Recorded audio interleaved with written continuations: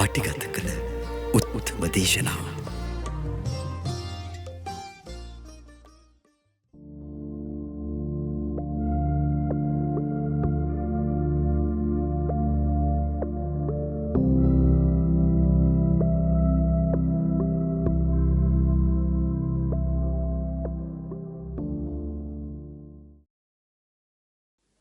සෝවාන් මාර්ග අනුගාමිකයා කෙබඳු ස්වභාවයක පුද්ගලයෙක්ද කියලායි මේ අහන්නේ. මාර්ග අනුගාමිකයා කියන්නේ කොහොම කෙනෙක්ද කියන එක.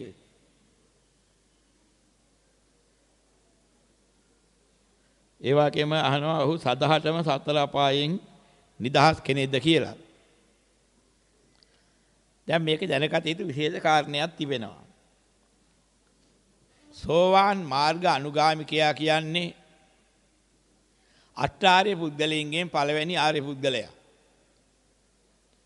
එවනම් ආරම්භක ආර්ය පුද්ගලයා. යම් ආර්ය පුද්ගලයෙක් ආර්ය බවට පත් වුණා නම් ධර්මයේ දැකපු ප්‍රඥාවෙන්මයි පත් වෙන්නේ. ඒක ප්‍රඥාව මූලිකයි. ධම්ම අවබෝධය ලැබෙන්න ඕනේ. එහෙනම් මොකද්ද ලැබෙන්නේ? ලෝකයේ ස්වභාවයක් තියෙනවා අනිත්‍ය දුක්ඛ අනාත්ත කියලා. මෙන්න මේ අනිත්‍ය දුක්ඛ අනාත්ත කියන මේ ත්‍රිලක්ෂණය කියන්නේ මේ අකුරු 8යි පද 3යි කියලා කෙටියට ගත්තාල පොඩි කොටසක් ධර්මයක් නෙමෙයි මේ. බුදුරජාන් වහන්සේ විවිධාකාරයෙන් ඒ ගති ලක්ෂණ ඇති දහම් අවබෝධ කරගන්න හේතු වාසන ඇති පින්වත් පිරිස් වලට 84000 ආකාරයකින් ධර්ම දේශනා කරලා තියෙනවා. ඒ ගති ස්වභාවයන්ට වැටහෙන ක්‍රමවේද මේ 84000 ධර්මස්කන්ධය කියන්නේ ඒ ටිකයි. මේ 84000 ධර්මස්කන්ධය කියන එක මේ ත්‍රිපිටක ධර්ම රත්නයේහි සංගායන මහරහතන් වහන්සේලා පෙන්ලා තිබෙනවා 21000ක් ධර්මස්කන්ධ සූත්‍ර පිටකයේ තියෙනවා.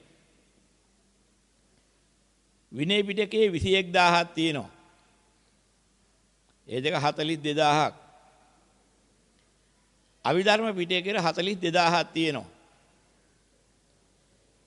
මේ විදිහට මේ විනය සූත්‍ර අභිධර්ම කියන මේ ත්‍රිපිටක ධර්මයේ තුල 84000ක් ධර්මස්කන්ධය අඩංගුයි.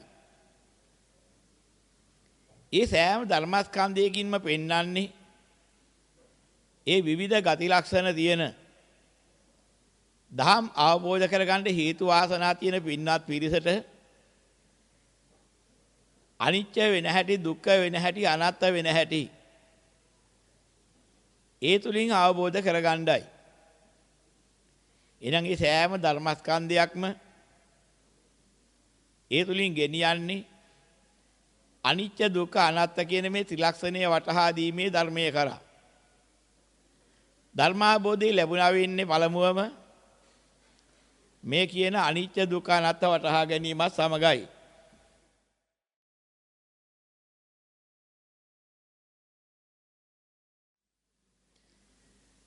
එතකොට මේ විදිහට ඒ සෑම ධර්මස්කන්ධයක් තුලින්ම කියවෙන්නේ එක අනිත්‍ය වෙන හැටි. ආර්ය විනයේ දුක්ඛ කියන එක දකින්න හැටි. අනාත්ම කියන ධාම දකින්න හැටි. මොන ක්‍රමෙන් හරි අනිත්‍ය දැක්කා නම් දුක්ඛ දකින්නවා අනාත්ම දකින්නවා. ධර්මයේ තුලින් දුක්ඛ වටහා ගත්තා නම් අනිත්‍ය අනාත්ම ඒ දකින්නවා. ධර්මයේ තුලින් අනාත්ම වටහා ගත්තා නම් අනිත්‍ය දුක්ඛ ඒතරත් දකින්නවා. මොන ක්‍රමෙන් හරි ධර්මාවබෝධය ලැබෙන්න නම් ඒ Tamanට ගැලපෙන ක්‍රමයකින් බණක් ඇහෙනකොට අනිත්‍යයි දුක්ඛයි අනාත්තයි කියන්නේ මේ ලෝකේ ස්වභාවය මෙන්න මේකටනේ කියලා Tamanට හොඳට වැටහෙන්න ඕනේ. එහෙම වැටහෙන ක්‍රම විවිධාකාරයෙන් තියෙනවා. ඒක නිසා මේ පංචස්කන්ධය මුල් කරගෙන සමහර වෙලාවට විවිධ ආකාරයෙන් ධර්ම දේශනා කරලා තිබෙනවා.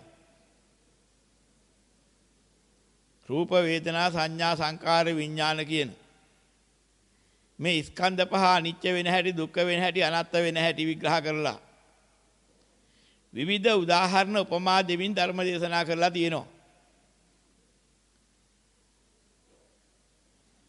ඒ වගේම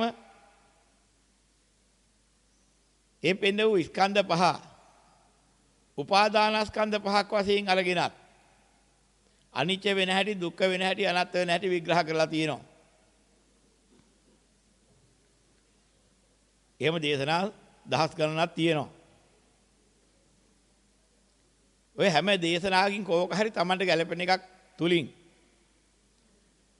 මේ පංචස්කන්ධ හරි පංච උපාදානස්කන්ධ හරි මුල් කරගෙන අනිත්‍ය වෙන හැටි දුක්ඛ වෙන හැටි අනාත්ම වෙන හැටි දැක්කනා පළවෙනි ධම්ම අවබෝධය ලැබුණා වෙනවා. එහෙම නැත්නම් ධාතු වශයෙන් බෙදෙන ක්‍රමයක් තියෙනවා. ආපෝ ධාතු, තේජෝ ධාතු, වායු ධාතු, පඨවි ධාතු කියලා. මේ ධාතු හතරක් මුල් කරගෙන අනිත්‍ය දුක්ඛ අනාත්ම වෙන හැටි විග්‍රහ කරලා තියෙනවා. එහෙම නැත්නම් ධාතු හයක් මුල් කරගෙනත් විග්‍රහ කරනවා.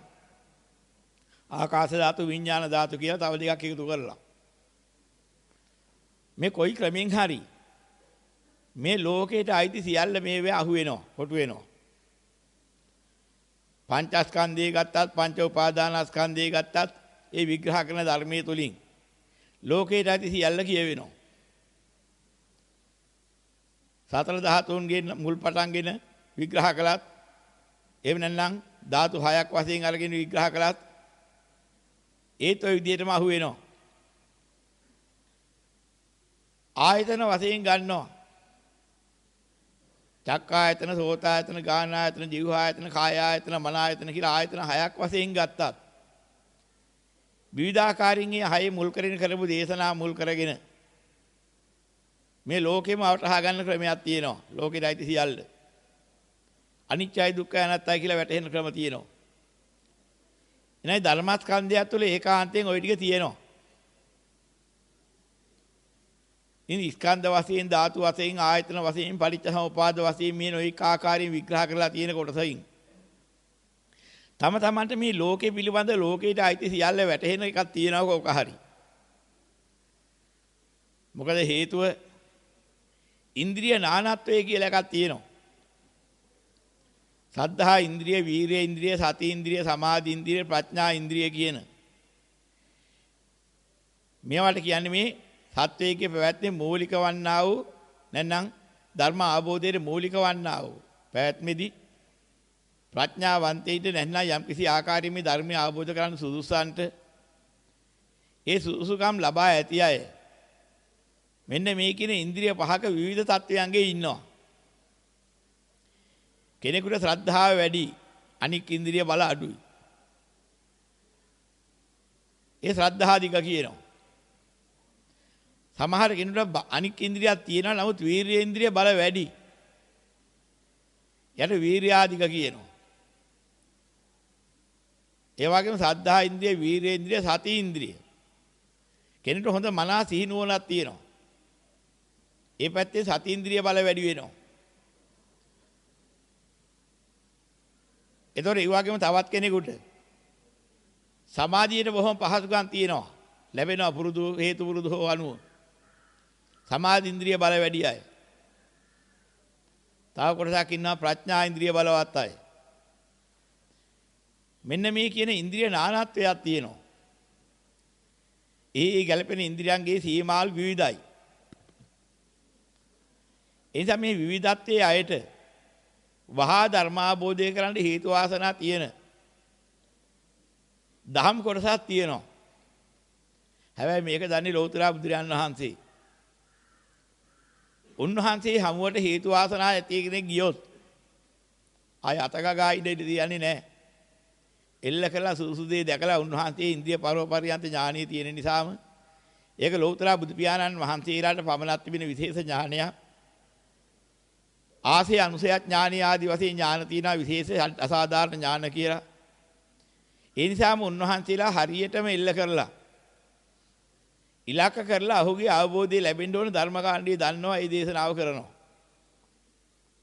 එක දේශනාවෙන්ම මාර්ගඵල අවබෝධය ලබනවා.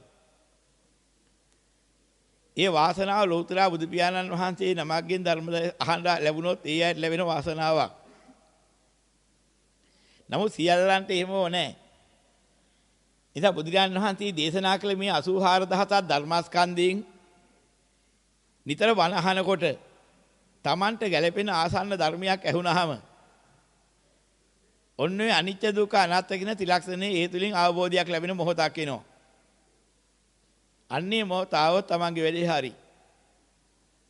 ධර්මාබෝධය ලැබිලා සෝවාන් මාර්ග අනුගාමිකෙක් හෝ වෙනවා. පළවෙනි ආර්ය පුද්ගලයා වුණා නම් සතර පායනුන් නිදහස්. ඒ ආර්ය පුද්ගලයා ආයි ආපහු යන කෙනෙක් නෙමෙයි. ඊටුරිය කවදා හරි පූර්ණ කරගන්න අවස්ථාවක් තියෙනවා. අන්න එහෙම ක්‍රමවේදයක්. ඉතින් ඒ නිසා ඒ දහම් කාණ්ඩයෙන් මොකක් හරි එකක් නිතර බණ අහනකොට Tamanට ගැළපෙන දේ අහු වෙනවා. එදා නිතරම අහනකොට කෝකෙන් හරි තේරෙනවා. අනිත්‍ය කියන්නේ දුක්ඛ කියන්නේ අනාත්ම කියන්නේ මෙන්න මේ ආර්ය විනය මෙහෙම කියන්නේ මෙන්න මේකටයි. ඒක හරි න්‍යායානුකූලව ගැළපිලානේ තියෙන්නේ කියලා. Tamanටම විමර්ශනය කරගෙන දකින්න නුවණක් පහළ වෙනවා. ඊට පස්සේ පද ගැන ප්‍රශ්නයක් නැහැ එතුමන්ට. අනිත්‍යද කියන්න ඕනේ නැහැ. ඒකේ වෙන වචනයක් හදන දෙමළෙන් කතා කළාත් ප්‍රශ්නයක් නැහැ. අදහසයි අවශ්‍ය වෙන්නේ. අනිත්‍ය කියන වචنين කියපු අදහස ඒ වචනේ මොන භාෂාවට පරිවර්තනය කරගෙන අහලා හරි කමක් නැහැ. අදහස ආවනම් අන්නේ අදහසටයි ධර්මයේ කියන්නේ. ඒ ධර්මයේ දේශනා කරන්න ආධාර කරගත විවිධ පද තමයි ඔය එක එක භාෂාවලින් ලියලා තියෙන්නේ. ඉතින් පද පටලවා ගන්නේ නැතුව ඒකෙන් කිව්ව අදහස හරියට තෝරාගත්තා නම් අන්නේ අදහස වැටහිච්ච වෙලාවට Tamanට තේරිච්ච වෙලාවට කවදාවත් අහපු නැති ගැඹුරු දහමක් දකින්න වෙලාවක් එනවා.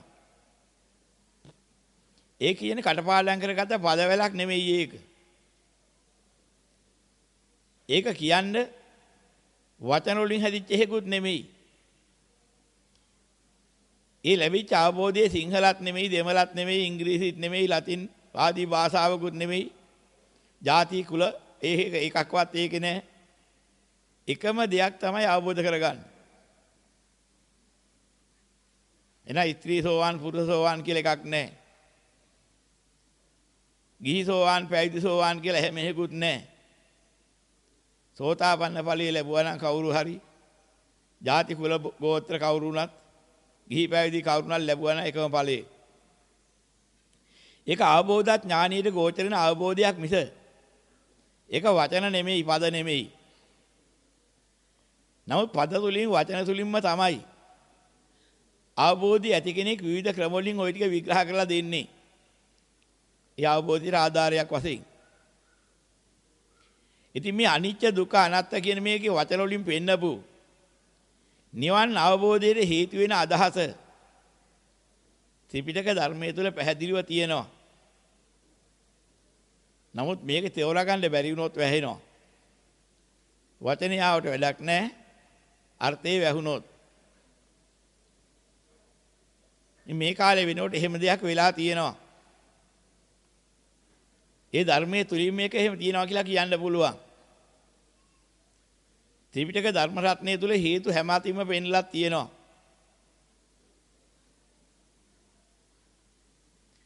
බුදුරජාණන් වහන්සේ පැහැදිලිව දේශනා කරලා තියෙනවා. මේ දේශනා කරන ධර්මයේ සංස්කෘත පදවැල් වලට නගන්න එපා කියලා. නැගුවොත් දුකුලා ඇවතක් එනවා කියලා ඇවතකුත් පනවලා තියෙනවා. භාවිතා කරන්න පරිවර්තනය කරන්න එපා කියලා. එහෙනම් ඒක බුදු පියාණන් වහන්සේ විශේෂ කාරණයක් දැකලා එහෙම ඒ විදිහක් විතර කරලා තියෙන්නේ. එපා කියපු එකම කරලා හිටන් අද අමාරු වෙట్లా තියෙනවා. හැබැයි පෙළදහම විදිහටම තියෙනවා. සංස්කෘත කරලා නැහැ. සිංහලට අර්ථ විග්‍රහ කරනකොට සිංහල පද වලින් 75% විතර සංස්කෘත කරලා තියෙන්නේ. ඒක නිසා මොකද වෙන්නේ? ඒ පාලි පදයේ සිංහල තේරුව මොකක්ද අහපුවාම සංස්කෘත පදයක් කියනවා. අනිත්‍ය කියන්නේ මොකද අහපුවාම අනිත්‍යයි කියලා තේරුම් ගන්නකො. අනිත්‍යයි කියන එකටයි අනිත්‍ය කියන්නේ. අනාත්ම කියන්නේ මොකද අහපුවාම අනාත්ම දන්නේ නැද්ද? අන්න ඒකට කියනවා. ඒතර අනාත්ම කිව්වහම අනිත්‍ය කිව්වහම වචනේ මොකද්ද? සංස්කෘත වචනේ. මේ බුදුරන් වහන්සේ යමක් දැකලා තමයි එහෙම භාවිතා කරන්න ගන්න එපා කියලා තියෙන්නේ. නමුත් කරලා තින්නේ ඒ වැඩේ. ඒකෙන් සිද්ධ වුණ දෙයක් ලස්සනට පැහැදිලිව වෙලක් තියෙනවා. සංස්කෘතයෙන් අනිත්‍ය කියන්නේ මොකද අහපුවාම ස්ථිර නැති එකටයි කියලා විග්‍රහ කරලා තියෙනවා.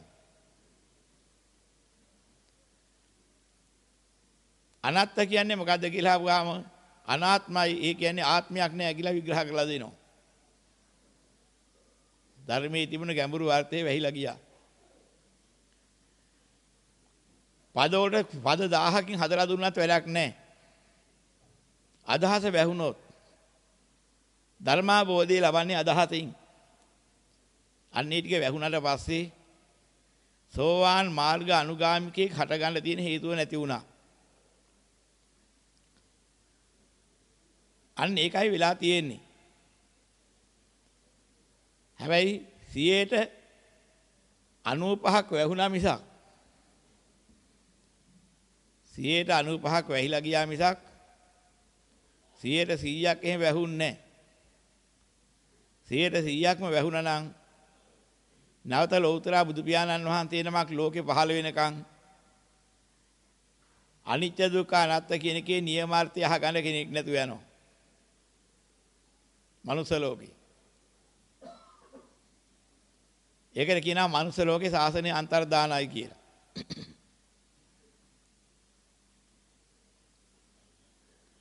නමුත් අටුවා විග්‍රහ ආදී තියෙනවා 5000ක් යනකම් ශාසනයේ අන්තර්දාන වෙන්නේ නැහැ. ඒ කියන්නේ අනිත්‍ය දුක්ඛ අනාත්ම කියන පදේ නියමාර්ථය ඇහුවොත්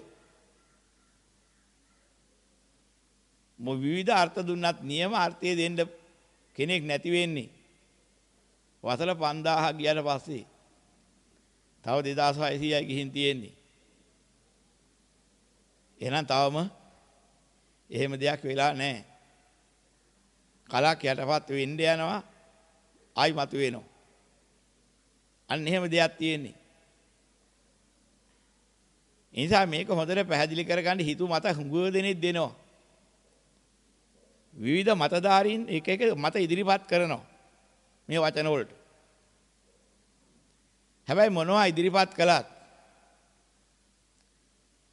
එදා මහරහතන් වහන්සේලා 84000ක් ධර්මස්කන්ධයන් විග්‍රහ කරලා දේශනා කරලා සග්ගායනා කරලා තියෙන වෙලාවේදී වරදින් නැති වෙන්න හොයාගන්න සාක්ෂි ඒවැයි විග්‍රහ කරලා තියෙනවා. එහෙනම් ඒවට ගැලපෙන්න ඕනේ කියන අදහසක් ඔක හරිනා. ඊට නොගැලපුණොත් මොකද කරන්නේ? ඒ අතිපණ්ඩිතයෝ ත්‍රිපිටකේ කපනවා. ත්‍රිපිටකේ වැරදි මගේ කහරි. අන්න එහෙම මෙහෙකට බහිනවා. තවනුත් විනාශ වෙලා ලෝකයක් විනාශ වෙනවා එතකොට. ඒ නිසා අදහස හරිනා. මුළු ත්‍රිපිටකයේ මුල ඉඳන් අගට පෙරලා බැලුවත් අග ඉඳන් මුලට බැලුවත් ඊට විරුද්ධ සූත්‍රයක් හොයාගන්න බෑ. ඊට පක්ෂේවා තියෙනවා වොන්තර. අන්න එහෙම එකක් දකින්න ලැබෙනවා. ඒ තුලින් තමයි හොයාගන්නේ. ඒ අදහස බුද්ධ වචනට අනුකූලයි කියලා පැහැදිලිව. ඒ වාගේ මේක දැනගත්ත කෙනාට ගෝචරයි. සමාධිම සාක්ෂිත් තියෙනවා. මෙන්න මෙහෙම පද තුනක් මේ අනිත්‍ය දුක්ඛ අනාත්ම කියන්නේ. නියම අදහස ගත්තොත් හේතු වාසනා ඇත්තන්ට නිවන් අවබෝධයකින් ලැබෙනවා. ඉතින් 84000න් එකක් විතරක් කිව්වට ආසන්න සීමාවේ වණක් ඇහෙනකොටත් ඔය අවබෝධය එන්න පුළුවන්. හුඟක්ම පරස්පර එකක් ආවොත්. ඒ කියන්නේ අධික ශ්‍රද්ධාධිකයට. අධික ප්‍රඥාධිකයට කියන බණක් ඇහුනට මාර්ගඵල අවබෝධ කරන්න බෑ. ඒ වගේම අධික ප්‍රඥාධිකයා අර අධික ශ්‍රද්ධාධිකයට කියා තියෙන ක්‍රමවේදය අහගන්න කැමති නෑ. මොකද මේ හාමුදුරුවෝ වර්ණනා කර ඉන්නවා. ඉතින් මම දන්නවා බුදුහාමුදුරන් තව නම් 1000ක් කියන්න ඕනේ නැහැ. මට කියන්නකෝ මේ අවශ්‍ය කාරණේ. වික්ෂිප්ත වෙනවා ඔහොම බල යනකොට. ඇයි ප්‍රඥාධිකයට ඕනකම තියෙන්නේ වර්ණා නෙමෙයි. ගැඹුරු හරවත් මූලික අර්ථය විතරක් දැනගන්න. එයාට මේ එහෙම ಗುಣ වර්ණනා කර බලාපොරොත්තු වෙනවා කියන දේ කියන්නේ නැතුව. ඒක හරි වාදයක් වෙනවා. එහෙම කෙනාට අන්න එහෙම මේවෙන් ගන්න අමාරු.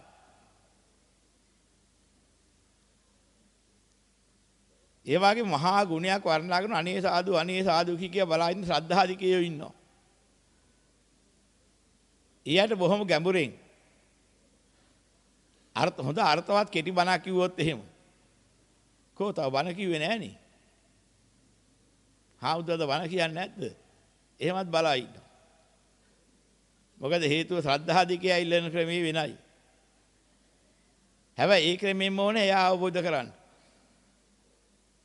ප්‍රඥාධිකයා ක්‍රමේ වෙනයි. එයා ඒ જાතිය ක්‍රමයකින්ම අවබෝධ කරන්නේ. වීර්‍යාධික කෙනායි ක්‍රමේ වෙනයි. එයාට ඒ જાති එකක් මොනේ ඒකෙන්ම අවබෝධ කරන්නේ. සමාධි අධික කෙනායි ක්‍රමේ වෙනයි. එයාට භාවනාවක් මුල් කරගෙන දෙන ක්‍රමයකින්ම ඒක අවබෝධ කරන්නේ. මේ වගේ දින Tamanට ගැළපෙන ක්‍රමයක් කොහෙන් හරි එනකොට මේ අවබෝධය ලැබෙනවා. මොකද්ද ලැබෙන අවබෝධය? මේ සියලු සංඛාර අනිත්‍යයි දුක්ඛයි. සියලු ධර්ම අනාත්තයි. ඔන්න ඔය කියන ටික වැටහෙන්න ඕනේ කවදා හරි ඔය එකකින්.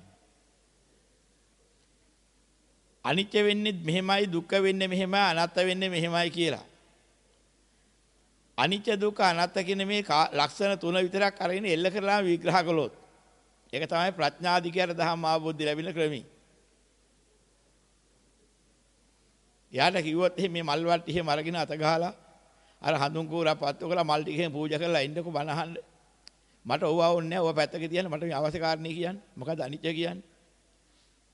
මට ඒක දැනගන්න ඕනේ. මොන වදයක්ද මේ? අන්න එහෙම එකක් කියනවා. ප්‍රඥාධිකේ ඒව එකක්වත් ඕනේ නැහැ. යාට ඕනකම තියෙන්නේ ගැඹුරු දහම් අර්ථය එල්ල කරලා. හැබැයි ඒක හරියන්නේ නැහැ ශ්‍රද්ධාධිකයට. මට ඕනේ අත්දැකීමක් ඇති කෙනෙකුගේ වචනේ විතරයි. මට ඕවා පාසේ යන්න බෑ. යන්න ඕනෙත් නෑ. ඒ කියනකොට මට තේරුම් ගත්ත හැයි කියන්නේ ඇත්තද බොරුද කියලා. අන්න එහෙම කෙනෙක් කියන ප්‍රඥාධිකයාගේ ස්වභාවය. එයාට ඒ ක්‍රමය හරි. හැබැයි වීර්‍යාධිකයාට එහෙම හරියන්නේ නෑ. එයාට මේ බොහොම නිරුත්සාහිකව මේ ටික ලැබුවා කිව්වොත් එහෙම ඒක නා වෙන්න බෑ. මෙච්චර ගැඹුරු දහමක් මෙච්චර අර්ථයක් උත්සාහයක් නැතුව නිරුත්සාහිකව කොහොම ලබන්නේ? අන්නියර බුදුරන් වහන්සේ දේශනා කළ මස්ලී වියලී යාවා සම්මැට ඉතිරි වේවා. පුරුෂ පරාක්‍රමයෙන් පුරුෂ වීරියෙන් යම්කිසි ආකාරයකින් අදිෂ්ඨානයක් කළාද අරිහත්ත්වයට පත්ත මිස නොනැගිටිමි කියලා ඉඳ ගන්නවා. මරුණොත් මැරිච්චාවේ. මෙන්න මේ જાතියට හරි ආසයි වීර්‍යාධිකයෝ. අන්න එහෙම ඉඳගත්තොත් නම් තමයි හරියන්නේ. ඒ වගේ උත්සාහයට බැස්සොත් නම් ප්‍රතිඵල ලබන්න පුළුවන්. අපිට ඒකත් විශ්වාසයි. අන්න එහෙම වෙනවා. මොකද වීර්‍යාධික බුද්ධලයාගේ මානසිකත්වයේ හැටි. එයාට ඒ જાතිය වණකින් මොනේ ලබා දෙන්න. ඒ ධර්මීය අවබෝධය ලබන හැටි. සතිය අධික කෙනාට ඒව හරියන්නේ නැහැ. එයාට වෙන්නා දෙන්න ඕනේ. හිත සංවර කරගෙන කය නැත්නම් මේ ක්‍රියාව සංවර කරගෙන වචන සංවර කරගෙන දස අකුසලයන්ගේ වෙන් වෙලා සිහිනුවණින් යුක්තව කටයුතු කරලා ප්‍රතිපත්ති රැකලා ඒ જાතියෙන් ගියොත් තමයි නිවන් දකින්න පුළුවන්. ඒ අදහස යාගින් අහක් කරන්න බෑ. මොකද සතිය අධික පුද්ගලයෙක් නිසා. සමාධි අධික පුද්ගලයෝ ඉන්නවා. කවුරු කිව්වත් මම නම් අහන්නේ නැහැ භාවනා කරලා මිස නිවන් දකින්නම් බෑ. භාවනා කරලා ධ්‍යාන ලැබලා එහෙම වෙන්න ඕනේ. මම නම් විශ්වාස කරන්නේ මට නම් හිතන්න බෑ කවුරු කිව්වත් වෙන ක්‍රමයක්. අන සමාධි අධික පුද්ගලයාගේ අදහස. ඉතින් ඒ පුද්ගලයාට ඒ જાති අදහසට අනුකූල ධර්ම තියෙනවා. ඔය 84000ක් ධර්මස්කන්ධය නෙන 84000ක් ධර්මස්කන්ධය තුල ඔය කියන සද්ධාධික, වීර්‍යාධික, සතියාධික, සමාධියාධික, ප්‍රඥාධික පුද්ගලයින්ට ගැලපෙන දහම් තියෙනවා. ශ්‍රද්ධාධික පුද්ගලයින්ට ගැලපෙන දහම් දීඝනිකායේ හුඟක් තියෙනවා. ඒ විදිහේ දහම් තමයි ගැලපෙන දහම්මයි තියෙන්නේ. ඔය ජාතක කතා ශෛලිය තුලත් ඒක තියෙනවා. නැඹුරු කරගන්න. ඒ ශ්‍රද්ධාධික බුද්ධිලට ගැලපෙනේවා. ඉතින් ඒ වාගේ වීර්‍යාධික සතියාධික අයට ඒවට ගැලපෙන ඒවා ඔය මජ්ක්‍ධිම නිකායේ, සංයුත්ත නිකායේ, අංගුත්තර නිකායේ, කුද්දක නිකායේ එහෙම තියෙන කුද්දක නිකායේ බොහෝ කොට තියෙන ප්‍රඥාධිකයන්ට ගැලපෙන ඒවා. බොහොම කෙටි. ගාථාවයි දෙකයි තියෙන සූත්‍රයක. හැබැයි හරිය ගැඹුරු අර්ථයක් කෙටියෙන් විග්‍රහ කරලා තියෙන්නේ. ප්‍රඥාධිකයට හොඳට තේරෙනවා.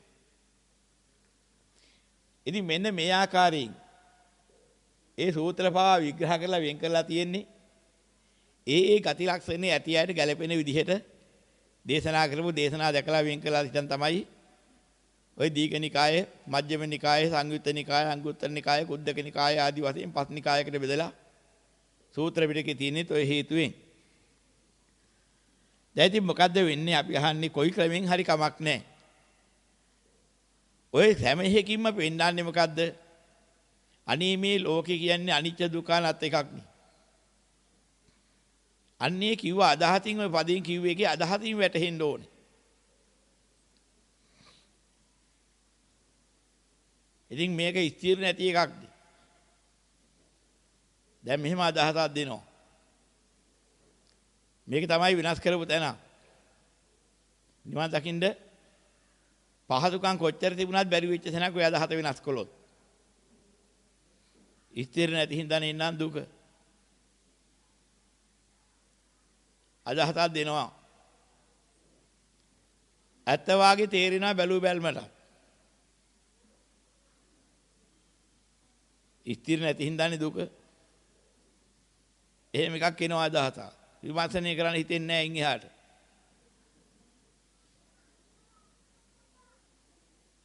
ඒ මොකද්ද කිව්වේ කියලාවත් අහන්න නැතුව එහෙම කිය ඉන්නවා.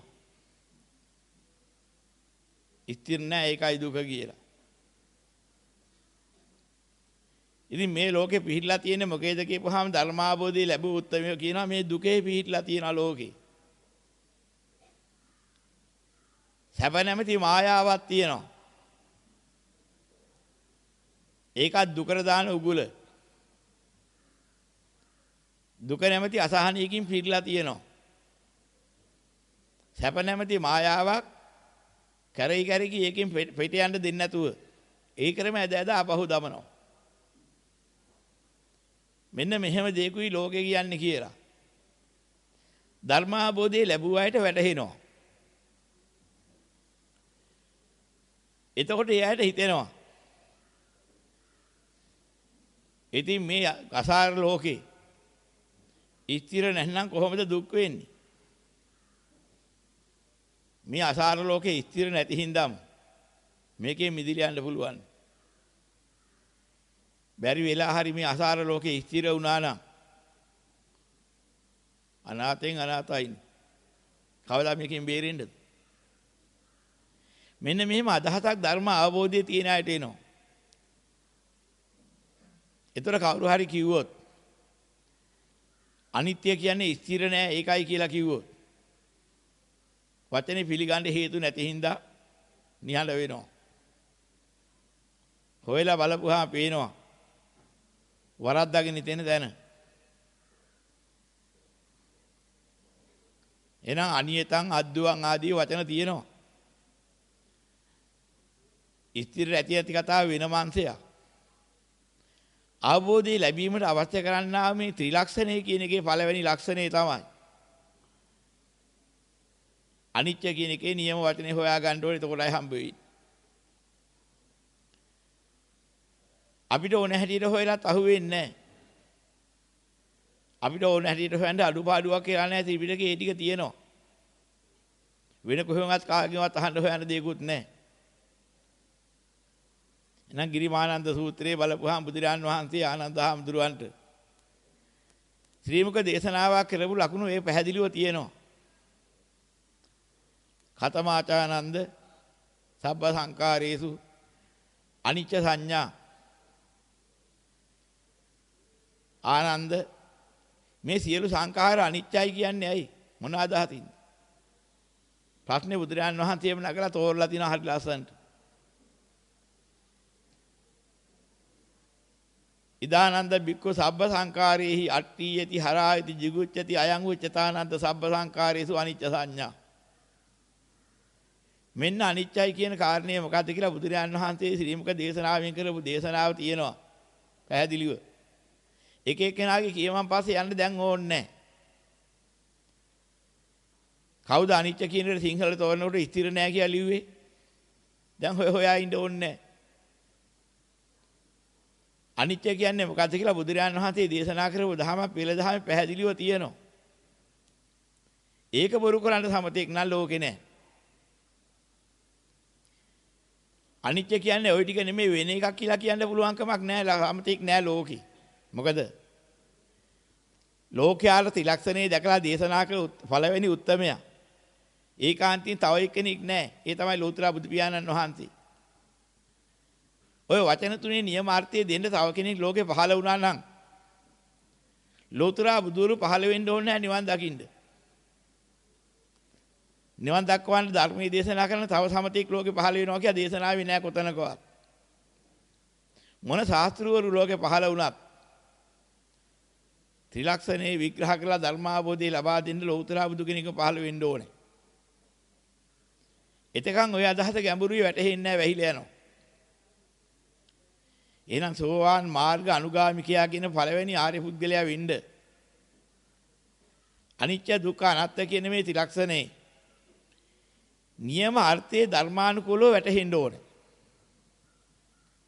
ඥානවන්ත පුද්ගලයාට ඒ පොඩ්ඩ ඇති නිවන් දකින්න. එතනින්මයි මුල පටන් ගන්න. ඊට පස්සේ කවුරුවත් බණ කියා දෙන්න ඕනේ නැහැ. ඒ තරම් වටිනා දෙයක්. හරියට ධර්මයේ දේශනා කළත් අහන්න ගමන ඉක්මව වෙන එක ඇත්ත. එහෙම නොවුනත් ඔහු අතරමං වෙන්නේ නැහැ. මේ අවබෝධයේ තරම් වැදගත් දෙයක්. එහෙනම් බුදුරජාණන් වහන්සේ දේශනා කළේ කොහොමද? ඉදානන්ද බික්ඛු සබ්බ සංකාරී අට්ඨියති හරායති jigucchati.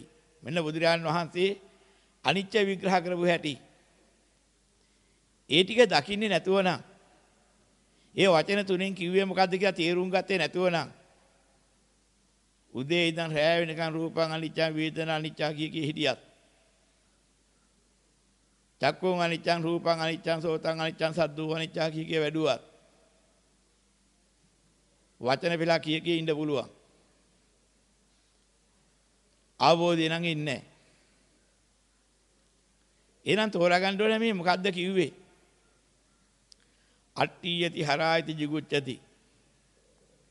මෙන්න මේක තෝරාගත්තා නම් ඒ තමයි අනිච්ච. ඒක එහෙම නෑ කියන්න සමතෙක් තුන් ලෝකෙම නෑ.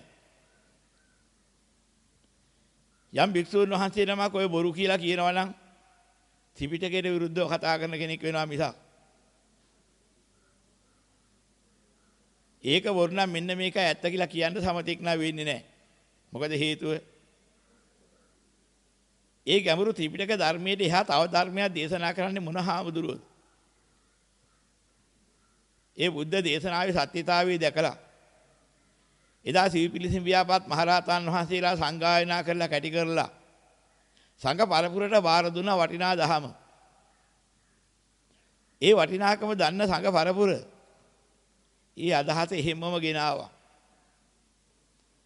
Tamanට මොන අදහසක් මතුවලා ආවත් ඒ ගෙනාවු ධර්මාදහස කියා දුන්න ක්‍රමේ විග්‍රහ වෙනස් කරන්න ගියේ නැහැ. ඒ වටිනාකම නිසා අදත් අනිත්‍ය කියන්නේ මොකක්ද අහපුවාම අනිත්‍යයි කිය ඉන්නවා.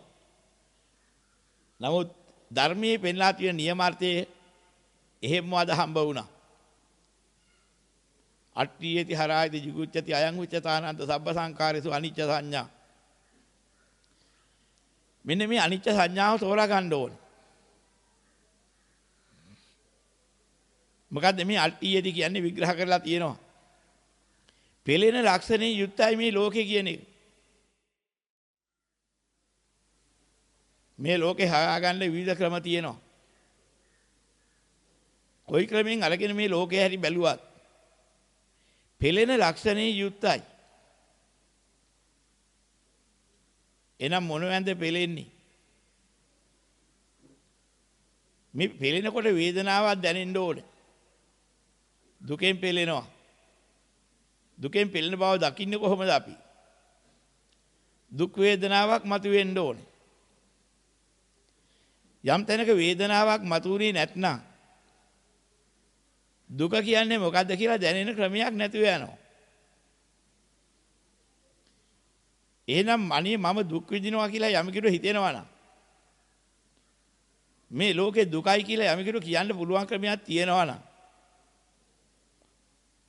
එයා මේ වින්දනය අහක් කරලා දුක් වේදනාවෙන් තොරව දුක් වේදනාව නොදැක එහෙම කියන්න බෑ. එහෙනම් බුදුරජාණන් වහන්සේ ඒ නිසාම දේශනා කරනවා මේ පටිසන්ධි විඥානයකින් පහළ වෙලා නාම රූප සලආයතන ස්පර්ශ පහළ වෙලා ඒ ස්පර්ශ ප්‍රත්‍යයෙන් වේදනාව පහළ වෙනකොට අන්නේ විඳින්නාට දුක පනවනවා. මෙන්න මේ විඳින්නාටයි දුක දකින්න ලැබෙන්නේ. දුක දකින්න නෙමෙයි දුක විඳින්න. මෙන්න මේ ටික තෝරා ගන්න ඕනේ. එහෙනම් දුක විඳීමට අවශ්‍ය දෙයක් තියෙනවා. දුක විඳීම නම් ඒකට හේතුකාරීන් ප්‍රධාන දෙකක් තියෙනවා ගතයි හිතයි කියලා. යම් තැනක ගත ගොඩ නැගුණොත් ඒ ගත ඇසුරු කර හිත ගොඩ නැගුණොත් අන්න එතන දැනෙන්න පටන් ගන්නවා. අන්නේ දැනෙනකොට යමකින් ගත හිත පෙළෙනවා නම් ඒ පෙළෙන බව දකින්න ලැබෙනවා. දැනෙනවා. මෙන්න මේ පෙළෙන බව දැනෙනකොට දුක දැනෙන්න පටන් ගන්නවා. දැන් අපි හිතන්න මෙහෙම දෙයක්. උත්තර ධ්‍රවයේ අධික සීතලයි හිම මිදිලා කියනවා. ඉතින් අපිට දුක නැහැනේ. මොකක් නිසාද? උත්තර ධ්‍රවයේ තියෙන සීතල අපිට දැනෙන්නේ නැති හින්දා. අපි යනවා කොහේ හරි කමන්නේ නුවරිල් ප්‍රදේශයට හරි සිරිපාදයට හරි ওই සීත කාලෙක එහෙම ගියොත් වෙවුලනවා ටිකක් වෙලා යනකොට හීතලෙ. එතකොට අහනවා මේ හීතල ගැන මොකද කියන්නේ? උත්තර ධ්‍රවයේ හීතලින් 10 එකක් 20 එකක් වගේ මෙතන නැහැ. මොකද වෙවුල ඉන්නේ. කතා කරගන්න බෑ හීතලේ කට ගන්න. හීතල සැපද ඇහුවොත් සැප නෙමෙයි මම මේ පෙරව ගන්න ටිකක් ගෙනාවේ තියෙන මට මේ වෙලා තියෙන්නේ කියලා. ඒකේ දුකක් දකින්න. මොකක් නිසාද? දුක් වේදනාවට හේතුකාරක වෙන ස්පර්ශයක් නිසා. යම් තැනක දුක් වේදනාව මතු වුණා නම් වින්දනයේ මතු වුණා නම් දැනුණා නම් අන්න එතන දුක දැනෙනවා. එහෙනම් මේ බාහිර ලෝකේ නෙමෙයි දුක තියෙන්නේ. දුකට හේතු වෙන කාරණා බාහිර ලෝකයෙන් ඇවිදිලා මේ දුක දැනෙන්න අවශ්‍ය දෙයක් තියෙනවා හැදිලා. මෙන්න මේකට කියවා නාමයයි රූපයයි. ওই නාම රූප දෙක මිශ්‍ර කරගෙන හැදිලා තිනවා ආයතන 6ක්. ඒවට මේ බාහිර ලෝකයෙන් විවිධ දේ ස්පර්ශ වෙනවා. දුකට හේතු වෙන ස්පර්ශයක් ඒවට ආපුවාම අභ්‍යන්තර වශයෙන් දුක් වේදනාවක් ඇති වෙනවා. මෙන්න මේ දුක් වේදනාව සම්බන්ධ කරලා යමක් දුකයි කියලා පෙන්වනවා නම් අන්නේ තුලින් දකින්න පුරුදු වෙන්න කියලා පෙන්වනවා. එහෙනම් දුක දකින්න තමා තුළම ඕනේ. තමා හා සම්බන්ධයකින්ම ඕනේ. තමා කිව්වේ මොකද්ද? ඇස කන දිව නාසය ශරීරය මන රූප ශබ්ද ගන්ධ රස ස්පර්ශ ධර්ම කියන ඒවාත් එක්ක සම්බන්ධ වෙලා අන්නේ ස්පර්ශයෙන් ගොඩනැගෙන චක්කු විඥාන සෝත විඥාන ගාන විඥාන જીවහා විඥාන කාය විඥාන මනෝ විඥාන කියන මේ විඥාන ගොඩනැගුණාම ඒ සමග ගොඩනැගෙන්නා වූ ස්පර්ශයක් හට ගන්නවා. චක්කු සම්පස්ස සෝත සම්පස්ස ගාන සම්පස්ස જીවහා සම්පස්ස කාය සම්පස්ස මනෝ සම්පස්ස කියලා. අන්න ඒතොත් නැගිනවා කියන වේදනාව. චක්කු සම්පස්සජා වේදනා සෝත සම්පස්සජා වේදනා ගාන සම්පස්සජා වේදනා જીවහා සම්පස්සජා වේදනා කාය සම්පස්සජා වේදනා මනෝ සම්පස්සජා වේදනා කිය. මෙන්න මේ වේදනාව දැනෙන කෙනාට දැනෙන්නේ කොතැනද? දුක පනවන්නේ අන්න එතෙන්ටයි. එහෙනම් යම් තැනක සත්වයා කියලා විද්‍යාමාන වුණාද ඔන්නේ වේදනා පහළ වෙන්නේ යම් තැනක දෙතන සත්වයෙක්. අන්නේ සත්වයාට දුක දැනෙනවා. ඒ සත්වයාටයි අසහනේ. ඒ සත්වයා විද්‍යාමාන විනතාකල් දුක් වේදනා විඳිනවා. එතනින් මිදීමයි නිවන් දැකීම. ඒ සත්වයාගේ නිවන. දැන් මෙන්න මේ ටික දැක ගන්න. ඒ දුකයි කිව්වේ මොකද්ද? කොහොමද ගොඩ නැගෙන්නේ? ගොඩ නැගෙන එක දුකක් වෙන්නේ කොහොමද කියලා. ලෝකෙන් මේ කයට අයිති මොනවද? අන්න බලනකොට විවිධ ක්‍රම වලින් පේනවා මේ ලෝකෙන් කයට අයිති වෙච්ච හැදිලා තියෙන හැටි. ඇස් දෙක, කන් දෙක, නාහය, දිව, කය මේ ලෝකේ තියෙන ආපෝ ධාතු, තේජෝ ධාතු, වායෝ ධාතු, පඨවි ධාතු ආදී කියන මේ බාහිර ලෝකේ තියෙන ඒවෙන් එකතු වෙලා හැදිලා තියෙන එක කොටසක්. අර දුක් විඳින එක හැදෙන්න, සත්වයා හැදෙන්න අවශ්‍ය කියන කොටසක් හැදුනා. ඊළඟට මොකද වෙන්නේ? ඒ කොටස තිබුණාටත් බෑ. ඒ ටිකෙන් විඳින්නා වූ වින්දනය කරන්නා වූ හිතත් ඒ සමග බැඳෙන්න ඕනේ. ගත හිත දෙක හැදෙන්න ඕනේ. ගත හිත තිබුණාටත් බෑ. අනිෂ්ඨ අප්‍රිය දෙයක් ඕකට පිළෙන දෙයක් වදින්න ඕනේ, ස්පර්ශ වෙන්න ඕනේ, අරමුණු වෙන්න ඕනේ. එනම් මේ ලෝකෙදි හැදිලා තියෙන්නේ මොනවැන්ද? අන්නේ පිළෙනේවෙන් වෙන් වෙච්ච ගතක් හිතක් තියෙන කෙනෙක් ඉන්නවද? බලනකොට ඔන්න ඔතන විමර්ශනය කළ දැනගන්න ක්‍රමයක් දුන්නා. අට්ටියති බලන්න. පෙළෙන හැටි බලන්න ක්‍රමයක් කියා දුන්නා. මොනවද පෙළෙන්නේ? දැන් බලනවා පෙළෙන දේවල්. සීතලෙන් පෙළෙනවා. උෂ්ණයෙන් පෙළෙනවා. බඩගින්නෙන් පෙළෙනවා. පිපාසයෙන් පෙළෙනවා. මලබරින් පෙළෙනවා. මුත්‍රා බරින් පෙළෙනවා. මැසි මදුරුවන්ගෙන් පෙළෙනවා. ලෙඩ රෝග වලින් පෙළෙනවා. විවිධ කෘමි සතුන්ගෙන් පෙළෙනවා. ඉතින් ඕවා එකක් දෙකක් නෙමෙයි කිව්වේ. ලෙඩ රෝග වලින් ගාන ලෙඩ රෝග දහස් ගණනකින් පෙළෙනවා කෝකින් හරි. මැසි මදුරුවන්ගෙන් පෙළෙනවා කියලා කෝටි ප්‍රකෝටි ගණනක් ඉන්න කෘමි සතුන්ගෙන් පෙළෙනවා කොයි මොහොතේ කොයි ආකාරයෙන් හරි. බඩගින්නෙන් පෙළෙනවා කියවහම එක මොහොතක් නෙමෙයි විවිධ හේතුන්ගෙන් ඇති වෙන්න පුළුවන් ආහාර හිඟ. ඒ ආහාර හිඟවීම නිසා විශාල වශයෙන් පෙළෙන්න පටන් ගන්නවා. එහෙනම් මොනවා නිසාද? නියඟයක් ආවොත් ආහාර නැතිලා පෙළෙනවා. ජලය නැතිලා පිපාසයෙන් පෙළෙනවා. අන්න නැති වෙන දේවල් හොරහතුරු කරදර එනවා. කපලා කොටලා දානවා. අප්‍රමාණ දුක් වේදනා මානසික වේදනා විඳින්න සිද්ධ වෙනවා. මෙන්න මේවට යමක් ගොදුරු වෙනවද? අන්නේ ගොදුරු වෙන සියල්ල අට්ඨියති කියන කොටසේ ලක්ෂණේ ගොදුරු. එහෙනම් මොනවද අට්ඨියති කියනට අහු වෙලා තියෙන්නේ? ඇස් දෙක, කන් දෙක, නාහය, දිව, කය, මන. හැදෙන ඔන්න ඔයාලට ගෝචර වෙනවා. ඕවට ගෝචර නොවන ඇස් දෙකක් කන් දෙකක් නාහයක් දිවක් කයක් මනක් කාටවත් නැහැ. මෙන්න මේක හොඳට බලන්න කියලා පෙන්නනවා විග්‍රහ කරලා. දැන් මොකද්ද බැලුවේ ක්‍රමය? චක්කුන් අනිච්චං කියන එක දැනගන්න විස්තර කරනකොට මෙහෙම වෙනවා. කොහොමද? චක්කුන් අට්ඨියති සෝතං අට්ඨියති ගානං අට්ඨියති જીවහා අට්ඨියති කායෝ අට්ඨියති මනෝ අට්ඨියති. ඇස පෙලෙනවා, කන පෙලෙනවා, නාහය පෙලෙනවා, දිව පෙලෙනවා, කය පෙලෙනවා, මන පෙලෙනවා. මොකද්ද මේ කියන්නේ? මේ අනිච්ච බලන හැටි. මේ පෙලෙන එක මොකද්ද? සැපද? අන්න දැන් නම් තේරෙනවා. මේවෙන් පෙලෙනවා නම් කොහොමද සැප වෙන්නේ? එහෙනම් ඇස සැපයි කියලා හිතාගෙන හිටියර මේවෙන් පෙලෙනවා නම් ඒක සැපද? අන්න අපි දැකින දේ පැත්තක් දකින්න දෙන. ඇස පෙලෙන නිසා දුකයි.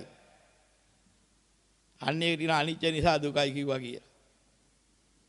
අට්ඨියති නිසා දුකයි. මෙන්න මේක හොඳට දැක්ක දාට ඇහැ හොඳ එකක් කියලා නේද මෙච්චර කල් කී හිටියේ. කන දිව නාසය ශරීරය හරි හොඳයි වටිනවා කිය නේද හිටියේ. දැන් අහන උඩල් ලැජ්ජයි. අනේ මෝඩකමට හිතාගෙන හිටිය තමයි එහෙම. මේ පෙලෙන කුණු ගොඩේ හැටි දැන් තමයි තේරෙන්නේ. එහෙනම් මේකට හොඳයි සතුටුයි කියලා සතුටු වෙන්න පුළුවන් දෙයක් නෙමෙයි කියලා දැක්කනම් අන්න ඒකට කියනවා හරායති. ඔන්න අනිච්ච ලක්ෂණේ තව එකක්. අනිච්ච ලක්ෂණේ ලක්ෂණ තුනකට ඒකත් බෙදනවා. අට්ඨියති ලක්ෂණයයි හරායති ලක්ෂණයයි jigucchati ලක්ෂණයයි. ඔය අනිච්ච ලක්ෂණේ කොටස් තුනකට බෙදලා පෙන්නවා. බුදුරජාණන් වහන්සේ පෙන්නන්නේ. එහෙනම් මොනවද මේ හැදිලා තියෙන්නේ? ඔය ඇස කන දිව නාසය ශරීරය කියන ටික හැදිලා තියෙන්නේ මොනවද කියලා බලපුවාම මල මුත්‍රා කියන්නේ මොනවද? අන්නේ අසුබ දේවල් වලින් හැදිලා තියෙන්නේ. මල මුත්‍රා අතර සෙනග නෙමේ හැදුනේ. කලල රූපය කියලා පටන් ගන්න තැනක් තියෙනවා මව් ගැබක් ඇතුලේ. මල මුත්‍රා ගොඩක් අසෙමයි ඒ පහළ වුනේ. ඊට පස්සේ පෝෂණය ඇදගෙන ඇස කන දිව නාසය ශරීරය කියන ටික වැඩුණා. මස්ලේ කයක් වශයෙන්. මල මුත්‍රා ගොඩක් අසෙමයි වැඩුණේ. මොනවැන්ද වැඩුණේ? මව් කාලා හිටන් පිට කරලා දාපු ඕජස් වලින්මයි. අර මල මුත්‍රා සම්බන්ධ කොටස් වලින්මයි වැඩුණේ. ඊට පස්සේ කන බොනේ මොනවද වැඩුණේ? මේ කයේ තියෙන ඔක්කොම බලපුවාම මල මුත්‍රා කියලා හොටු වාගේ දේවල් මිසක් හොඳ සාරවත් එකකින්වත් ඒවා වැඩිලා හැදිලා නැහැ. මෙන්න මේකට කියනවා jigucchati. මේවා මේ අහක් කළ යුතු කසල ගොඩවල් මිසක් වටිනවයි කියලා ගන්න මොනවද මේ ඇගේ තියෙන්නේ? ඕකත් අරන්ද මේ ආස්වාද පස්සේ යන්න කෑලි හොයාගෙන දඟලන්නේ. ඔන්න ඔය කුණු කොටස් 32කින් හැදිලා jigucchati වෙලා හැදිච්ච එකක්. වර්ණනා කරන්නේ මොන හොදක් කියලාද? ඕක අල්ලගත්ත තැන් පටන් ඔය කියන්නා වට්ටියති කියන විවිධ ආකාර පිළීම් වලට වාජන වෙනවා. මෙන්න මෙහෙම ස්වභාවයක් ඇති අට්ටියති හරායති jigucchati කියන යමක් ඇත්නම් ඒක සැපයි කියලා හොඳයි කියලා නිසි කියලා අනුමත කරනවද? ඒක පාවිච්චියට නිසිද අනිසිද? මහණෙනි ඔබලාගේ අදහස කියන්න කියලා බුදුරන් වහන්සේ ඇහුවේ. මහණෙනි මේ රූපේ නිත්‍යද අනිත්‍යද කියලා ඇහුවේ ඔන්න ඔකටයි. අනිච්ඡම් බන්ති කියලා බුදුරන් වහන්සේට භික්ෂුන් වහන්සේලා උත්තර දුන්නේ. ස්වාමීනි ওই જાති එකක් නම් කොහොමද අනිසි මිසක් නිසි වෙන්නේ? අනිසි කියන එක නම් හොඳට තේරෙනවා. ඇයි අනිසි වෙන්නේ? ඉච්ඡසේ පවත්තන්න බෑනේ. මේක නිසි කියලා ගන්න වටිනා දෙයක් නෑනේ. මේ දුක් ගොඩක් කොහොමද නිසි වෙන්නේ? අනේ ස්වාමීනි ඔබ වහන්සේ දේශනා කළ දහම තුල මෙන්න මේ ටික අපිට තේරෙනවා. අන්න බුදුරජාණන් වහන්සේ ඉදිරියේ භික්ෂුන් වහන්සේලා තේරිච්ච දහමක් පෙන්නුවා. Tamanට වැටහිච්ච දහම. මෙන්න මේකට කියවා යදානිච්ඡං තන් දුක්ඛං. යමක් අනිච්චද ඒක දුකයි. දැන් අර්ථය කොච්චර ලස්සනට තියෙනවද? මෙන්න මේ කුණු ගොඩක් තියෙනවා නම් යම් තැනක මෙහෙම පෙලිපෙලි මොනම විදිහකින්වත් පිළිසරණක් ලබා ගන්න බැරි, Tamanට කැමැතිසේ පවත්වන්න බැරි, තම වසඟේ තියාගෙන සැනසෙන්න බැරි, ඔය කුණු ගොඩ පරිහරණය කරන්න කැමැතිද, සුදුසුද, නිසිද, අනිසිද? අන්න අහනවා නිච්ඡං අනිච්ඡං වාති. නිච්ඡද අනිච්ඡද? දැන් උත්තරේ දෙන්න කියන. අනිච්ඡං බන්තේනෝ කිය වෙන මොනවා කියන්නද? ඔච්චර ගැඹුරු හරවත් ධර්මයක් විග්‍රහ කරලා තියෙන අනිච්ච වචනේ දැන් මොකක්ද අහන්නේ? මහණනි, රූපේ ස්ථිරද නැද්ද? ස්වාමිනී ස්ථිර නෑ නේ ඉන්න. ස්ථිර නැත්නම් දුකද සැපද? ස්වාමිනී දුකයිනේ. දැන් මොන පටු උත්තරයක්ද මේ දීලා තියෙන්නේ අහලා තියෙන්නේ? අර්ථය කොච්චර වැහිලාද? මෙන්න මේ වැහුණු අර්ථයක් ඇති පටු මනසකින්, පටු අදහසකින් ධර්ම අවබෝධ කරගන්න බැරි නිසා මේ මාර්ගඵලලාභී හිඟ වෙලා තියෙන්නේ. බුදුබණේ අඩුවක් වැහිමක් මිසක් මිනිස්සෙන්ගේ අඩුපාඩුව නෙමෙයි. මිනිස්සේ නෙමෙයි යථාර්ථයේ මේ ටික කියනකොට වැටහුණා නම් දවසයි දෙකයි කියන්න ඕනේ. අනේ අනිත්‍ය කියන්නේ මේකනේ. දුක කොටනේ නැ වෙන මොකද්ද මේකේ තියෙන්නේ? විනිවිද පේන්න පටන් ගන්නවා. විනිවිද පේනකොට විදර්ශනා වෙනවා. Taman ගැන හිතනකොට පේන්න පටන් ගන්නවා. කුණු වෙන හැටි, දිරන හැටි, කැඩෙන හැටි, වැහැරලා යන හැටි. අඟ රැලි වැටලා යන හැටි. අතපය ඇකිල්ල යන හැටි. කොන්ද කුදු වෙන හැටි. යන්නේ ඉන්නේ බැරි වෙන හැටි, කුණු වෙලා මැරලා යන හැටි. මොහොතකින් තමාගෙනම මැවිලා පිනා මේකද කය? මේකද හොඳ? අනිසි කියන්නේ මේක නෙන්නම්. අනිසි දකින්න මෙහෙම නුවණ පහළලා විනිවිද පේන්න පටන් ගන්නවා. ලස්සනයි කියන කයක් හිතපු එකක් ඉච්චර කල් වෙයි දහම දකින්න ඉස්සෙල්ලා. දකින්නකොට මොකද වෙන්නේ?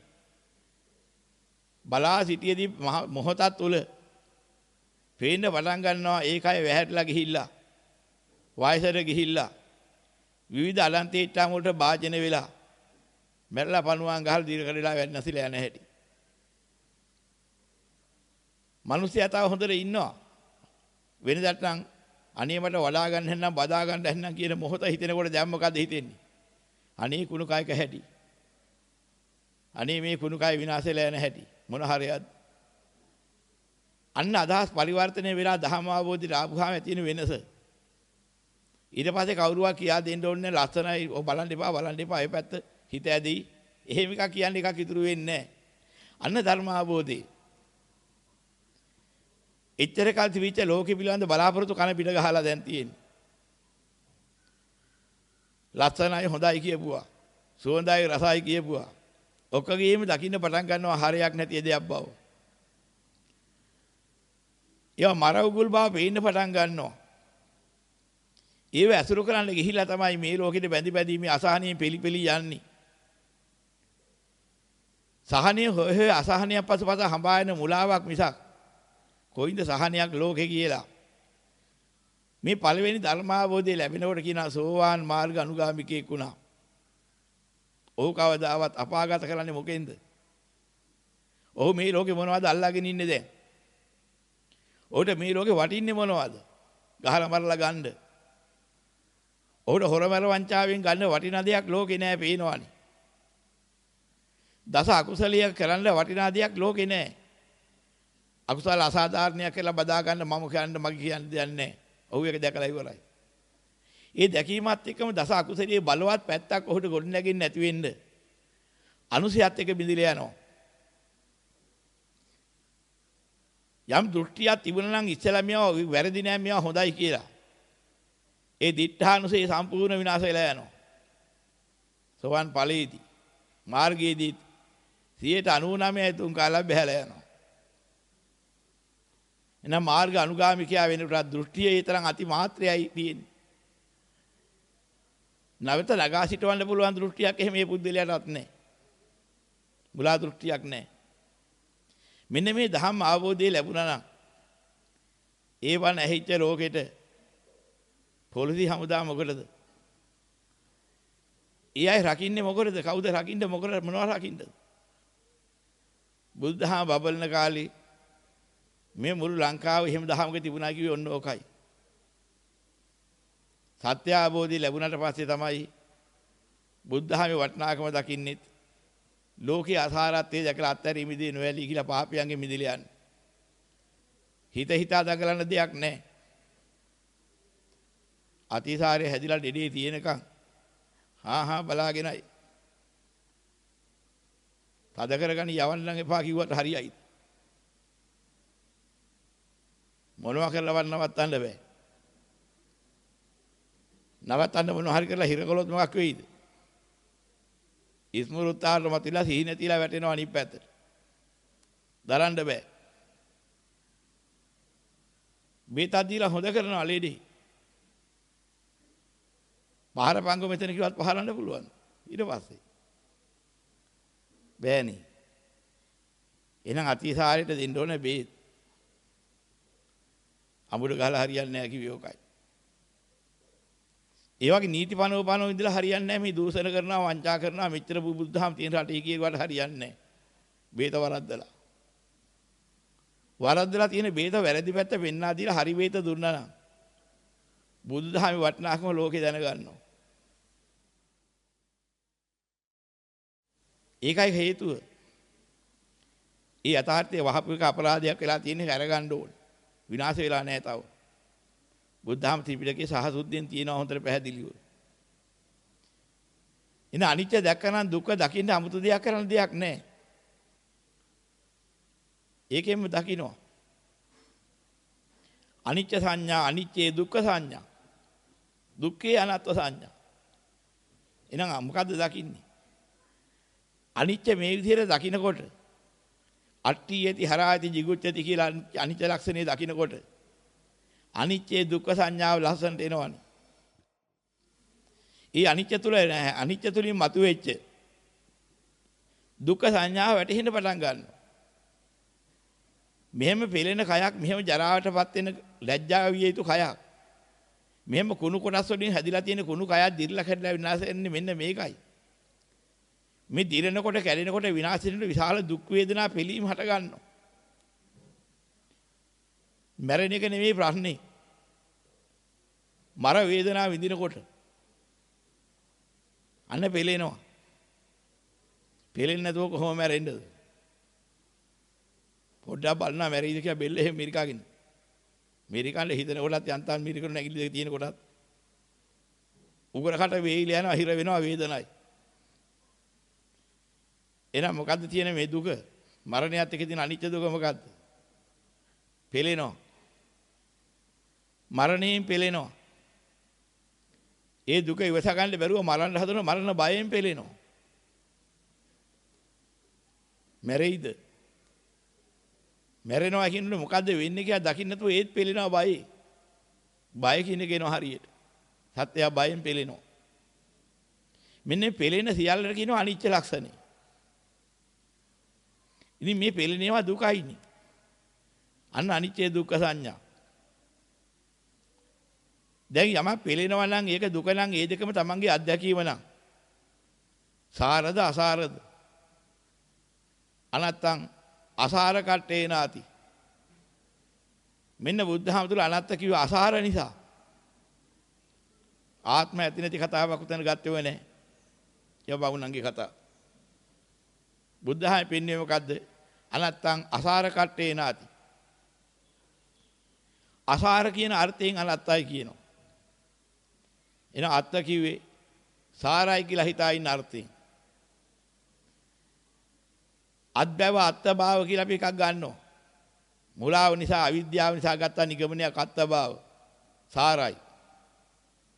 අසාරත්වය සාරයි කියලා අරන් ඉන්න අවිද්‍යාවෙන් මුලාවෙන්. ඒක තමයි ආර්ය විනය අත්ත කිව්වේ ඔන්න ඕක අරගෙන ඉන්නේ හින්දා. අත්ත අනත්ත බව දකින්න කියලා පෙන්නුවා. අත්ත නෑ, අත්ත කියන්නේ වැරදි. අවිද්‍යාවේ තීරණේ ඉන්න එපා. අත්තයි කියලා. අනාත්ම දෙයකට අත්ත කියලා හිතා ඉන්නේ කියලා දකින්න කියලා පෙන්නුවා. අනාත්ම දෙයකට ආත්ම කියන කතාව නෙවෙයි මේ කිව්වේ. ඒක වෙන අංශයක්. බුදුරන් වහන්සේ පෙන්වුවේ ධර්මයේ ගැලපෙන්නේ නැති ධර්මාබෝධයට නුසුදුසු ඔය ආත්ම අනාත්ම කතාව ගන්න එපා කියලා පෙන්වුවේ.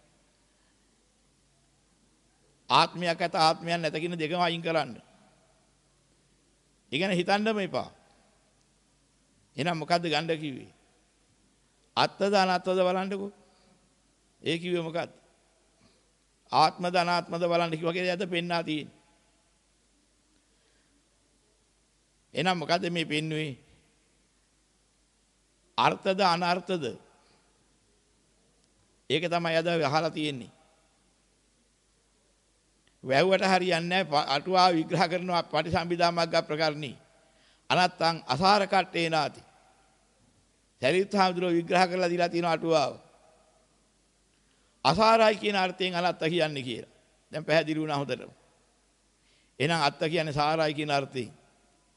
මේ ආර්ය විනී අත්ත අනත්ත කියන්නේ සාර අසාර කියන අදහස් දෙක. එහෙනම් අත්තද අනත්තද කියලා අහන්නේ. මෙබඳු වන්නා වූ දුක් දෙන පෙළෙන මෙබඳු වන්නා මේ ගතහිත සාරයි කියලා ගන්න සුදුසුද අසාරද? මොකද්ද නිගමනේ? අනත්තම් බන්තේ කියලා කිව්වේ අසාරයි ස්වාමීනි. මෙන්න ධර්මය අවබෝධයට හේතු වෙන්නා උතිලක්ෂණය මත උනා. එහෙනම් මොකද්ද වෙන්නේ මේ? පෙළෙන ලක්ෂණය ලැජ්ජා විය යුතු පිළිකුල් කළ යුතු ලක්ෂණේ. එහෙනම් පිළිකුල් කියන්නේ ජරා කියන එක නෙමෙයි කිව්වේ උතන බලන්න කියලා. මල මුත්‍රා වැනි අසුබ ලක්ෂණේ. ඒ කියන්නේ එපා කියලා තියෙන්නේ. එහෙම අප්‍රියාවක් නෙමෙයි මේ කියන්නේ සුබයි කියලා ගන්න දෙයක් නැහැ. අන්න ඒක දකින්න. කෙස්වල ලොම්වල නියපොතුවල දත්වල හංකඩවල මස්වල නහරවල ඇටවල ඇට මිදුරුවල වකුගඩුවල හදමාසවල පෙනහළුවල ඉතින් බඩවැල් බෙදලා තියෙන සිවියවල ඉතින් එකින් එක විග්‍රහ කරලා පෙන්නනවා. ගණ්ඩ හරියක් ඕකේවත් නැහැ. හොඳයි කියලා ගන්න සාරයි කියලා ගන්න එකක් නැහැ කියලා දකින්න. අනත්තං අසාර කට්ටේ නාති. අසාරයි කියලා දකින්න. අනත්තයි කියන්නේ ඕකයි. සාරයි කියලා හිතාගෙන උඩ දාගෙන යනවා. අසාර කුණු ගොඩ. පුරුදු වෙන දැකලා ඇත්ත. මෙන්න මෙහෙම දැකලා පුරුදු වුණාම අනිච්ච දුක්ඛ අනාත්ම හරියට දැක්කා වෙනවා. එහෙනම් මෙච්චර කල් කොහේ ගිහින් හරි වණ ඇහුවනම් අහන්න ඕනේ මොකටද? ඔන්නෝක වැටෙනකම්. අනිච්ච දුක්ඛ අනාත්ම හරියට වැටහිච්ච දාට අනේ ලෝකේ හැටි. මේකද ලෝකේ. මේකද පැතුවේ. මේ පස්සේද යන්නේ. මේක ගොඩ කරගෙන එකතු වෙලා ඉන්නද හදන්නේ. මේකෙන් මේ පිඹිලා ඉන්නද ලෝකෙට පෙන්වන්න හදන්නේ. ලෝකේ කියන්නේ මොකද? ඔය කුණු ගොඩ වල ටිකම නේද? මොකක්ද එහෙනම් හොඳ එකක් තියෙන්නේ ඕකේ. මෙන්න මෙහෙම දකින්නවා. අන්න දකින්නට මොකද වෙන්නේ? මනස වැඩෙනවා යථාර්ථේ. එතකොට යම් කිසි දෙන්නේ මැතිය මිතිවරු කියලා කිව්වට ඒගොල්ලන් පහර ගහන්න කියනවා නෙමෙයි. ලෝකයේ කෝටිපති වෙලා ඉන්න විවිධාකාර වන්නා වූ හොරවැර වංචා වලින් හරි කමන්නේ කුඩු විකුල්ලා හරි මත්පැන් විකුල්ලා හරි කමන්නේ. තම තමන්ගේ තත්ත්වේ කතා කරනවා නම් තියෙන උපගම් කියලා කතා කරනවා නම් එහෙම අවස්ථාවක් දැක්කොත් අහන්න ලැබුණොත් අරමුණුනොත් මොකද්ද දකින්නේ? අන්න පෙර ආයේ දැක්ක දෙයක් තියෙනවා. ගඟ යන ඇත්කුණ ඉඳමස් රසට සිඳු මැද වැද වෙනසුන මෙන් කපුටා. හොඳ අදහසක් උපමාවක් දිලා තියෙනවා. ඇතෙක් මැරිලා කුණක් ගහගෙන යනවා. දැයිද ඔරුව වාගේ මේක යනවා ගඟේ. මේ කුණ දැක්ක කපුටෝ දෙන්නේ. දැකලා පොඩි හිලක් හදාගෙන මේකට ඇතුළට ගිහිල්ලා කනවා මේක. කනවා පහරනවා. ඉතින් ඔහේ ඉන්නවා. මේක ගහගෙන යනවා ඇලි ගඟේ. මස් රසල මුන් දෙනා මේකේ උන් දෙනාගේ වර්ණනා කරගෙන කකා ඉන්නවා. මෙහෙම ගිහිල්ලා හිටා මොකද කරන්නේ? ගංගාවේ මේ ඇත්කුණ ගිහිල්ලා මොහොත මැදට යනකම් ගියා. යනකොට මොකද වෙන්නේ? අන්න දැන් තමයි කපුටන්ට මතක් වුණේ කණ්ඩ එකකුත් ඇතුලේ නැහැ. බයක් ඇති වුණා. දැන් ඉතින් විනාසයි. යන් ගොඩවියට කොහොමද යන්නේ? වෙන යන්න දෙයක් නැහැ. පීනුවට යන්න දෙන ගොඩවියක් වහන්න දෙයක් නැහැ. වැටෙන්නේ කොහරද? අර හල පහර යන මුහුදටමයි. කපුටන්ට මොකද උනේ? අර කෑදර උන්ට කකා කයිවාරු ගකා ඉදලා හිටන් අන්තිමට සිද්ධ වුණා. ගිහිල්ලා හිටන් අර කියන මොහොත මැද වැටලා හිටන් මැරෙන්න. කොහේ වහන්නද? කපුල දෙන්නම මොහොතේ වැටලා හිටන් මැරිලා ගියා. මේ පොඩි උපමාවක්. ලද ඉසුරෙහි ලොබ වුවහොත් ඔබට භව සයුරෙන් ගමනක් නැත ගොඩට. අන්න උපමා මේ සංසන්දනය කරලා පෙන්නනවා. මේ ලෝකේ තියෙන සම්පත් කියලා හිතාගෙන මේවට ලෝභකම් කර ආසාවෙන් බැඳිලා හිටියොත් අර කපුටට වෙච්ච වැඩේ වෙනවා. උඹලත් යනවා ගහගෙන යම් කිසි දියහක කොහෙද යන්නේ මේ? මහා සැඩපහරට ගහගෙන යනවා ගංගාවක. ගහගෙන යන්නේ කොහරද? සාගරයට, සංසාර සාගරේ. දැන් මේ සංසාරේ හොඳයි කියලා කයිවාරු ගහ ගිහිල්ලා. ගියාට පස්සේ කොහරද වැටෙන්නේ? අර අවිද්‍යාව තෘෂ්ණා නැමැති කලගෙඩිය වලට අහු වෙලා විමුක්තියක් ලබා ගන්න සැලසෙන්න බැරුව සසරේම වැටෙනවා. පමාදෝ මච්චුනෝ බදං. ප්‍රමාද පුද්ගලයා මලයකෙක් වාගේ.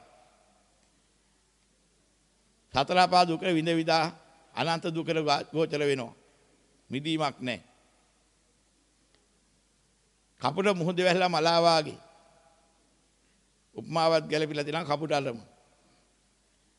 කාකෝ ජරාව කණෙව් ගැලපිලා තියෙනවා. කොළඹ කාකෝ එහෙම කියන්නේ. කොළඹ ඉන්න ඇත් නිකරු කරනවා නෙමෙයි. කොළඹ හොඳ වැදගත් ඔළුව මොලේ තියෙන ඕන තරම් ඉන්නවා. නමුත් ලෝක සම්මත කතාවලට ඔහොම කියනවා එක්කෙනෙක් දෙන්නෙක් නිසා හරි වංචා කරන කුණු වේද කරන අය. නමුත් එහෙම කවුරු හරි එහෙම ඒවා කරනවා නම් පගා මරුවෝ නම් ජරාව කනවා නම් කාක්කෝම තමයි. ඒතර කොළඹ ඒ වගේම කාක්කෝ වෙනවා. ඉතින් අන්න ඒවා ගුණ මොකද වෙන්නේ? අන්නර කපුටට වෙච්ච වැඩේ වෙනවා කියන එකයි වෙන්නේ. ඉතින් මේ වගේ දකින්න ඕනේ. මේ යථාබෝධයේ ඉස්සෙල්ලාම ලැබුණ කෙනා දන්නවා. හරයක් සෝදායි තියෙනවා කියලා ගන්න කිසිම දෙයක් මේකේ නැහැ කියලා. ලෝකේ තියෙන අසාරත්වයක්. හොඳයි කියලා වර්ණනා කරන සම්පත්තියක් මේකේ නැහැ කියලා දැක්කහම ලාභේ කීර්තිය ප්‍රශංසාව කියන හිස් දේවල් කිය වැටෙනවා. එදාට ලාභ කීර්ති ප්‍රශංසා බලාපොරොත්තු වෙන ලෝක සත්‍යය කරපු යම් දස කුසලයක් හා සම්බන්ධ යමක් ඇද්ද ඒ බලාපොරොත්තු චේතනා සුන් වෙලා යනවා. ඊට පස්සේ ආයතරයක් සත්තු මරන්න එපා හොරකම් කරන්න එපා කියලා කෑ ගහන්න දෙයක් නැහැ. ඒවා ඔක්කොම අත්හැරලා සතර පාගත වෙන කෙලිස් ඉස්සෙල්ලා අත්හැරෙනවා.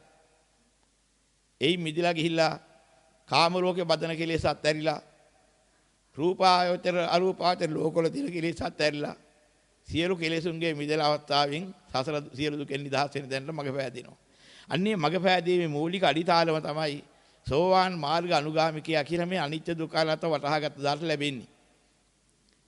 ඉතින් අපි මේ පළවෙනි ප්‍රශ්නෙට මේ මුළු අද දවසේ වරුවම ගියා. නමුත් මෙතන මේ අහලා තියෙන ප්‍රශ්න සෑහෙන දෙයකට මේක ප්‍රශ්නෙන් උත්තර හම්බෙලා තියෙනවා.